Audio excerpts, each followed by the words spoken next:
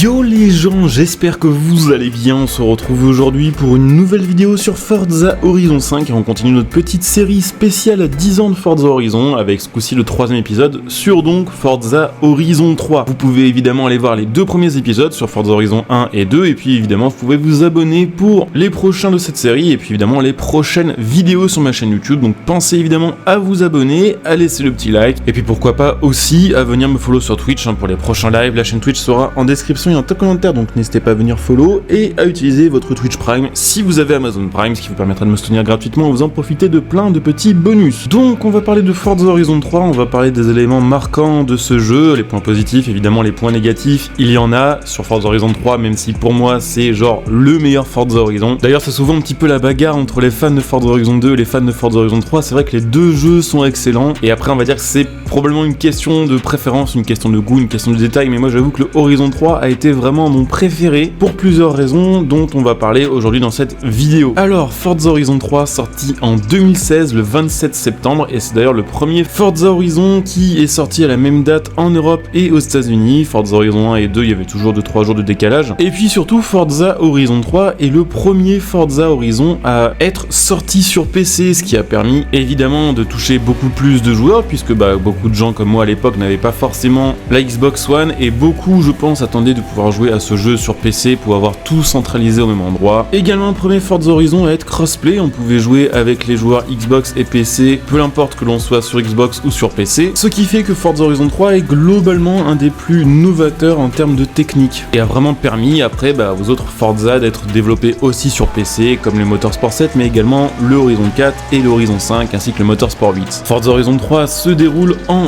Australie et est divisé en 4 biomes bien différents. On a le biome du désert au nord-ouest, la forêt au sud-ouest, la ville au nord-est et au sud-est c'est on va dire le petit quartier typé village-plage qui était très joli, c'était Byron Bay, c'était absolument formidable cet endroit. J'ai vraiment beaucoup passé de temps dans les ruelles de Byron Bay, dans la rue principale des commerces et même sur les parkings côté de la plage. C'était vraiment un chouette endroit et ça plus Surfer Paradise déjà c'était incroyable au niveau de la map. Cette map était donc relativement variée mais aussi relativement plate, il faut le dire, ça a été vraiment je pense la principale critique que l'on pouvait faire au niveau de sa map, c'est que c'était beaucoup de plats, beaucoup d'accent quand même mis sur le désert qui avait quand même une grande étendue, il y avait au final assez peu d'endroits où il y avait vraiment beaucoup de virages sinueux et de routes à suivre, mais en termes de réalisation de la map, en termes de choix des décors et même en termes d'endroits pour le rassemblement, que ce soit les stations essence, que ce soit l'aérodrome, que ce soit Byron Bay avec ses parkings, les petits parkings un peu présents partout sur la map, c'était vraiment insane. Et en plus de ça, on avait une grande ville, on avait Surfer Paradise qui était vraiment une grande ville moderne avec beaucoup de buildings, beaucoup de bâtiments typés un peu quartier d'affaires et quartier luxueux. Et puis quand on s'en éloignait un peu, on passait dans les banlieues où il y avait toutes les résidences, toutes les maisonnettes et c'était franchement un chouette endroit. Le petit souci de Surfer Paradise, c'est que sur les versions PC, c'était quand même assez dur de maintenir un bon taux d'images par seconde en allant dans cet endroit. Je me rappelle qu'à l'époque, j'avais une configuration correcte, j'avais une GTX 970, ce qui à l'époque était tout à fait correct et je me rappelle que j'avais du mal parfois à rester au-dessus de 60 images par seconde, notamment dans cette zone. Alors après c'était vraiment dû au fait que le jeu était particulièrement beau, encore une fois, année après année, épisode après épisode, les Forza Horizon sont devenus de plus en plus beaux, toujours vraiment au top dans leur catégorie, et vu que c'était la première version à sortir sur PC, évidemment c'était pas encore la joie niveau optimisation PC. En plus de ça, ils avaient corrigé l'un des défauts de Forza Horizon 2 qui était pour moi le fait que la map était un petit peu vide, avec assez peu d'IA et assez peu de vie. Sur Forza Horizon 3 ça avait été retravaillé, du coup il y avait beaucoup plus de choses à afficher, et résultat Surfer Paradise c'est vrai que parfois c'était compliqué, notamment si vous aviez une carte graphique moyenne et si vous n'aviez pas de SSD, il y avait vraiment des fois où pendant le Goliath qui passait dans la ville de Surfer Paradise, si on arrivait trop vite on pouvait stopper net le temps que les restes de textures chargent, ce qui était quand même assez chiant. Mais globalement, à part ces petits bugs de framerate, la map était vraiment proche de la perfection. Il aurait juste manqué un petit biomontagne avec quelques routes pour faire du drift et quelques routes sinueuses, ça aurait été vraiment incroyable. Forza Horizon 3 est sorti avec une liste de 350 voitures, ce qui était quand même assez fat et ce qui était déjà largement suffisant, et surtout c'était encore un peu plus que Forza Horizon 2 avec ses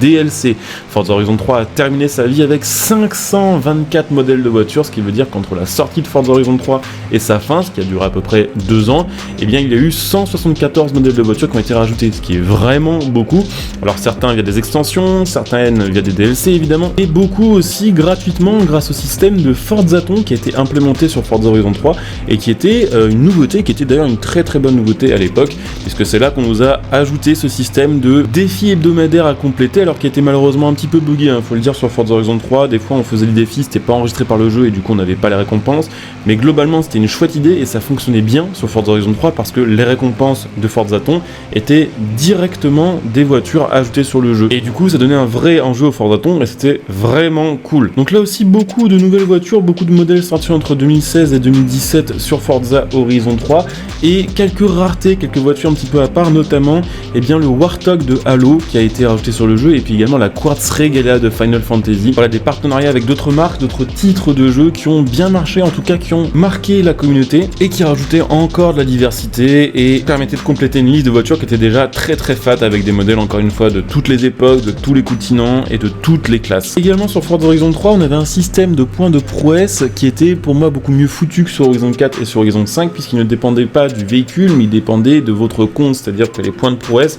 étaient au final un petit peu comme un arbre de points de skill pour votre personnage plus que pour votre voiture. Donc il y avait des perks temporaires, il y avait des perks aussi permanents, et même si du coup il n'y avait pas vraiment de possibilité de débloquer des choses aussi intéressantes que sur Forza Horizon 4 ou 5 via les perks, au moins c'était simple, fonctionnel, et il n'y avait pas besoin de les remettre à chaque fois sur les nouvelles voitures. À côté de ça, ce qui était vraiment dingue sur Forza Horizon 3, c'était l'ambiance, et ça c'est vraiment quelque chose au final d'assez dur à décrire, parce que si vous n'avez pas joué à Forza Horizon 3, ce sera peut-être difficile de vous expliquer pourquoi l'ambiance de Forza Horizon 3 était vraiment la plus intense, je trouve, et celle qui rassemble et ressemble le plus à celle que l'on devrait avoir sur Forza Horizon 3, c'est-à-dire une ambiance festive où on voit les feux d'artifice du festival tirés depuis le désert, où on peut profiter de routes côtières qui sont magnifiques. Les routes qui sont justement à côté de Surfer Paradise et de Byron Bay étaient vraiment magnifiques, tout ça cumulé au fait que la map était quand même relativement réaliste, qu'il y avait vraiment des beaux endroits où on avait juste envie de chill, de rouler à 50 km/h, de s'arrêter avec sa voiture pour prendre des photos, et ça c'est quelque chose que j'ai absolument pas retrouvé sur Forza Horizon 4, un petit peu plus sur Horizon 5, mais Horizon 3 était vraiment au-dessus à ce niveau-là. On avait vraiment l'impression de faire partie d'un tout et de faire vraiment partie d'un vrai festival, et encore une fois c'est dur à décrire, mais on avait vraiment envie de passer du temps sur ce Forza Horizon, ne serait-ce qu'à se balader, à explorer, prendre des photos et tester des voitures, chose qu'on a perdu un petit peu sur les Forza sortis après.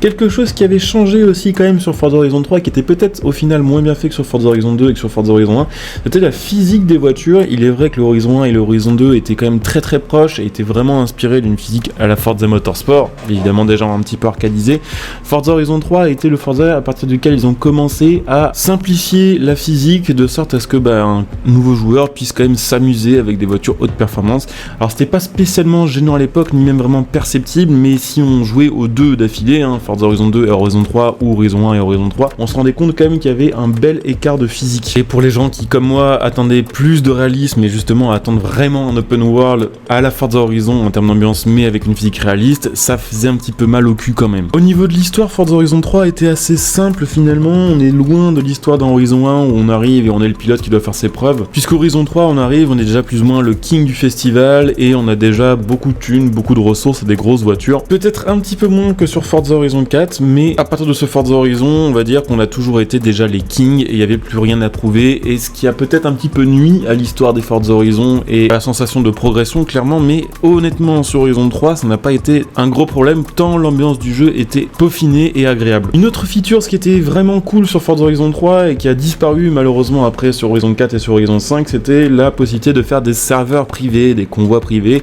Alors maintenant sur Horizon 4 et sur Horizon 5 vous le savez, mais c'est un système de convoi où vous invitez vos collègues, mais vous êtes sur des serveurs de 70 joueurs où vous allez croiser d'autres personnes, ce qui est cool en soi pour la vie sur la map puisque vous allez croiser beaucoup plus de joueurs, mais pour la stabilité c'était beaucoup mieux. Les serveurs de Forza Horizon 3, on invitait 12 personnes, on était son propre hôte, on invitait les gens et il n'y avait pas besoin de refaire des convois entre chaque épreuve, il n'y avait pas de temps perdu là-dessus, on pouvait enchaîner les épreuves et les mini-jeux sans déconnexion, sans lag de convoi, sans personnes qui disparaissent. Et en plus de ça, le fait de pouvoir fermer un serveur et d'être que 12 dessus, ça mettait quand même en avant la possibilité de faire des modes un petit peu RP, comme du police voleur ou du jeune conducteur, puisqu'on savait que si on croisait un joueur sur la map, c'était forcément quelqu'un de son mini-jeu, quelqu'un de sa session, et c'était pas un inconnu. Maintenant honnêtement je ne sais pas comment font les gens qui font du RP police voleur sur un Forza Horizon 4 ou Horizon 5, puisque si vous jouez sans ATH, ce qui est quand même cool, puisque le but aussi dans un police police voleur, c'est de pouvoir se cacher, ce qui n'est pas faisable avec un ATH où on voit les joueurs. Si vous jouez en mode police voleur et que vous croisez quelqu'un et que vous pensez que c'est quelqu'un de votre convoi alors que pas du tout, ça brise un petit peu le principe de ce genre de mode de jeu, ce qui est effectivement assez relou. Ça vraiment pour moi ça a été le gros point fort de ce Forza Horizon 3, en tout cas le fait que ce soit absent était pour moi un des gros points faibles de Forza Horizon 4 et Horizon 5, et évidemment on aura l'occasion d'en reparler dans les prochaines vidéos. Sachez que Forza Horizon 3 a reçu aussi 2 extensions, alors l'extension Hot Wheels évidemment qui est sortie en deuxième et dont je parle en premier parce que ça a été une extension au final assez moyenne, assez clivante, c'est-à-dire que comme celle de Forza Horizon 5, ça a divisé la communauté plus que ça ne l'a rassemblé, c'est-à-dire que les gens qui attendaient vraiment ça et qui étaient fans de Hot Wheels ont vraiment apprécié parce que l'extension était quand même assez cool et assez différente de ce qu'on avait sur le jeu de base, mais les gens qui attendaient quelque chose de réaliste ont été effectivement, vous en doutez, déçus, surtout que les voitures de l'extension Hot Wheels de Forza Horizon 3 étaient assez peu intéressantes, ça j'en avais déjà parlé récemment dans une autre vidéo. C'est cette extension qui a notamment ajouté le Reprod, le Bone Shaker, la Ford Mustang Hot Wheels et la Twin Mill, qui sont cool entre guillemets par rapport aux autres voitures Hot Wheels arrivées sur Horizon 4 et Horizon 5, mais en termes de voitures routières c'était pas incroyable. On avait la Chrysler Valiant Charger qui était pas spécialement attendue, le Trail 4 qui a été très joué après mais qui était forcément à l'époque pas forcément adapté à la map toute plate de Forza Horizon 3 et qui était pas spécialement hypant. On a eu le Toyota Hilux AT38 qui est une purge, il faut le dire, et ce véhicule est absolument nul à conduire, et puis la Ford Deluxe 5 Window Coupé que perso j'apprécie parce que j'adore les anciennes Ford des années 30 et 40, mais qui n'était pas non plus très hypante pour la communauté. Au final il y a 2 modèles qui étaient vraiment hypants pour la commu, ça a été la Zonda R de chez Pagani et la Zenvo ST1. Donc des voitures pas forcément intéressantes cumulées au fait que le DLC Hot Wheels était assez clivant et pas aussi fourni que celui d'Horizon 5 en termes de contenu, ça avait un petit peu joué contre cette extension et contre la réputation de Forza Horizon. Mais heureusement, avant ça, on a eu Blizzard Mountain qui est pour moi la meilleure extension qu'on a jamais eue sur un Forza. Extension qui était donc une map à part et qui était une map recouverte de neige, parce que sur Forza Horizon 3 il n'y avait pas de système de saison et il n'y avait aucun endroit où on avait de la neige. Là sur Blizzard Mountain on avait une map full neige avec vraiment des endroits très verglacés où c'était très dur d'accès. Une map qui était très complète, sur laquelle il y avait vraiment une ambiance hiver qui était chouette, vraiment. Sur laquelle on avait plein de nouveaux événements et surtout sur laquelle il y avait quand même des zones permettant de jouer en multijoueur, comme sur la map de base, comme des arènes permettant de faire de l'infecté, du roi, et ça c'est quelque chose qu'on n'a pas eu sur les autres extensions après, c'était quand même dommage d'ailleurs. Cette extension était quand même très centrée sur les voitures typées rallye, on a eu notamment la Ford Gymkhana 9 ajoutée sur l'extension, également la Delta S4 Groupe B, la Stratos Groupe 4, le Titan Warrior qui est un énorme tout-terrain, le Runner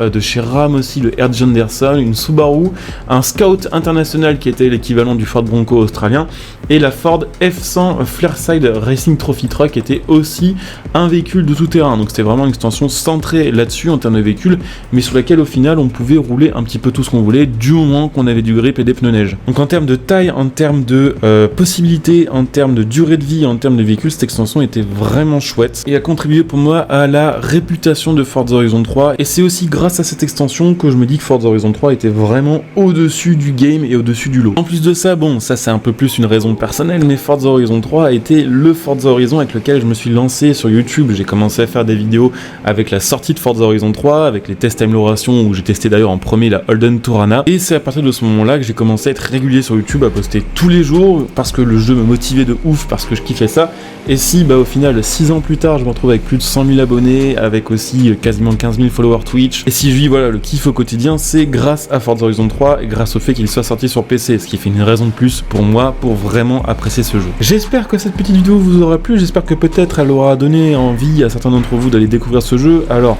sachez que Horizon 3 est un petit peu moins rare que Horizon 2 et Horizon 1, on peut encore trouver assez facilement des clés sur différents revendeurs de clés. Sachez cependant qu'il n'est plus disponible sur le store officiel de Microsoft, donc vous ne pouvez plus l'acheter ni sur PC ni sur Xbox dans le store Microsoft, mais vous pouvez évidemment l'activer et y jouer encore si vous l'avez déjà, ou si vous arrivez à obtenir une clé évidemment via l'un des revendeurs. Donc voilà, n'hésitez pas en tout cas à me dire en commentaire ce que vous en avez pensé, si vous êtes plus Team Forza Horizon 3 ou Horizon 2 ou même Horizon 4 ou Horizon 5 dont j'ai pas encore parlé en vidéo mais ça arrivera très bientôt. N'hésitez pas à venir me follow sur Twitter pour ceux qui sont intéressés, pour discuter, pour envoyer des messages privés, pour être au courant un petit peu de mes actualités et des actualités de la chaîne et des jeux vidéo en général. N'hésitez pas aussi à utiliser mes liens de soutien sous cette vidéo pour soutenir ma chaîne gratuitement en faisant vos achats à prix réduit, mon lien Instant Gaming pour acheter vos jeux, vos cartes d'abonnement, vos DLC, mon lien Matal.net pour acheter vos configs PC, vos périphériques, tout ce qui va avec, Et puis pour ceux qui souhaitent me soutenir sur le long terme, n'hésitez pas à donner des soutiens via le bouton rejoindre cette vidéo, ce qui vous fera profiter de plein de bonus en soutenant ma chaîne par la même occasion sur le long terme. Donc je coupe ici, je vous dis à très bientôt, bonjour à tous, ciao.